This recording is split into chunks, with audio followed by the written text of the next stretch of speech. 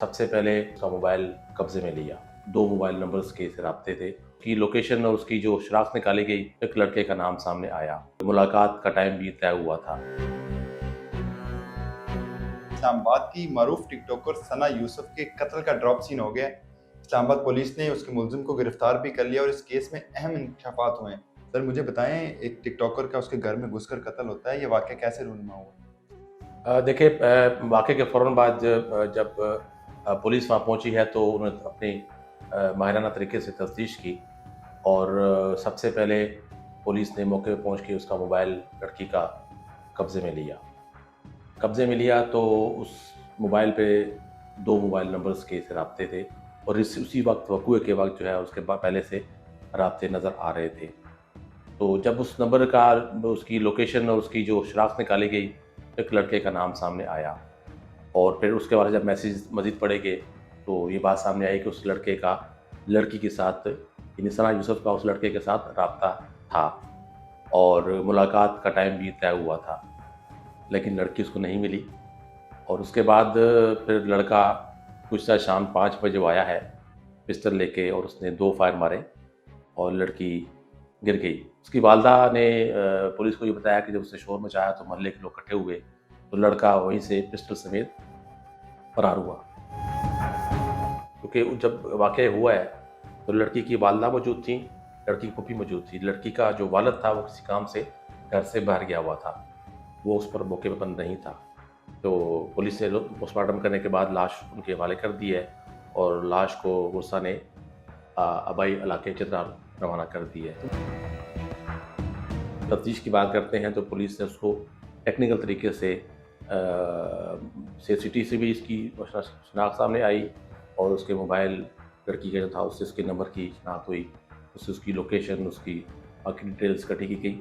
तो सामने आया कि बात के ये मुलज़म जो है इस वक्त शहर पंजाब के इलाके फैसलाबाद में मौजूद है। फिर सीआईए की टीम जो है तश्कील दी गई और उसकी लोकेशन बार बार निकालते रहे ताकि वो कोई मुलज़म मज़ीद आगे फ़रार ना हो जाए। तो रात गए पुलिस ने उसके घर छापा मारा है फैसलाबाद में, उसको गिरफ़्तार किया जिसका नाम उमर हयात बताया जा रहा है और उसको मौके से गिरफ़्तार किया फैसलाबाद से, घर से उसके पिस्टल भी बरामद कर लिया और उसको लेके अब पुलिस इस्लामाबाद वापस आ चुकी है। मुझे बताएं, ये कातिल कौन था और ये किस चीज़ पे आया था उनके घर? जो देखिए, जो सीसीटीवी फुटेज मौके की सामने आई है उसमें तो वो तेज़-तेज़ चलता हुआ मौके से पैदल ही भाग रहा है। उसके बाद मालूम हुआ है कि वो कुछ दूर जाके उसने मोटरसाइकिल खड़ा किया हुआ था। मोटरसाइकिल पर बैठ के वो अड्डे पे गया है। अड्डे से फिर वो बस लेकर फैसलाबाद अपने गाँव चला गया है।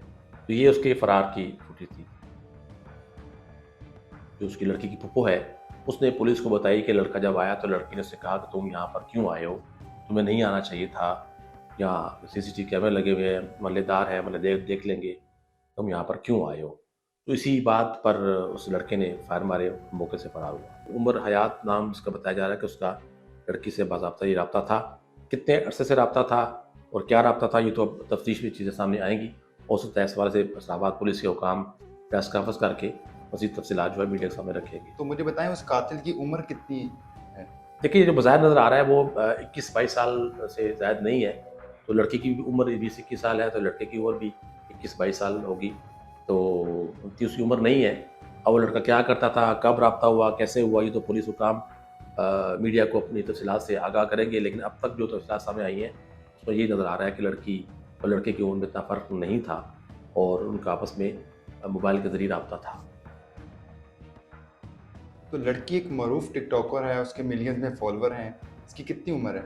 इसकी लड़की की भी उम्र नज़र आ रही है कि 20-21 साल। जो घर है इनका जी13 वन में, उस घर को देखे तो लगता ही है कि किराए का घर है, गरीब लोग हैं, छोटा सा मकान है, किराए का लग रहा है, वो उसमें रहते थे। बेसिकली इसका ताल्लुक चित्राल से था, तो ऐसा कोई लग नहीं रहा था कि वो किसी मालदार ख़ानदान से लड़की ताल्लुक है और लड़के का भी नहीं महसूस हो रहा कि वो किसी मालदार ख़ानदान से था। तो क्या ये कातिल उमर हयात मनसूबा बंदी करके आया था उसको कत्ल करने की? देखिए, जो हालात नज़र आ रहे हैं उसको यही ज़ाहिर होता है कि उसने प्लान किया कि इसे मोटरसाइकिल हासिल किया, चोरी किया या किसी दोस्त का लिया, ये तो तफ्तीश में बात सामने आएगी।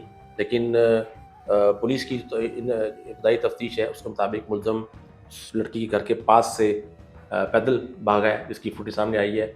उसके बाद करीबी कहीं मोटरसाइकिल उसने खड़ा किया था, मोटरसाइकिल में बैठ के वो अड्डे पर गया है और अड्डे से वो गाड़ी लेकर बस पे सवार होकर वो फैसलाबाद चला गया। जब फैसलाबाद से पुलिस ने उसको गिरफ्तार किया तो वो पिस्टल भी बरामद हो गया है। अब उस पिस्टल का भी फ्रांसिक होगा, दोनों के मोबाइल्स का फ्रांसिक होंगे, ताकि उसको लीगली इस्टेब्लिश करना होता है कि इनके आपस में राब्ते थे। वो SMS का रिकॉर्ड, कॉल्स का रिकॉर्ड, ये तमाम जो है रिकॉर्ड पुलिस उसको इकट्ठा कर रही है। फ्रांसिक की रिपोर्ट भी सामने आएगी, पोस्टमार्टम रिपोर्ट भी सामने आएगी। तो तमाम चीज़ें मिल के फिर मुलज़म को सज़ा के हवाले से तफ्तीश और कार्रवाई आगे बढ़ेगी। कुछ चीज़ें बज़ाहिर वो सब नज़र आ गई हैं कि ये पसंद और नापसंद और फिर उसका राब्ते का मामला था, जिस पर लड़की को कत्ल कर दिया गया।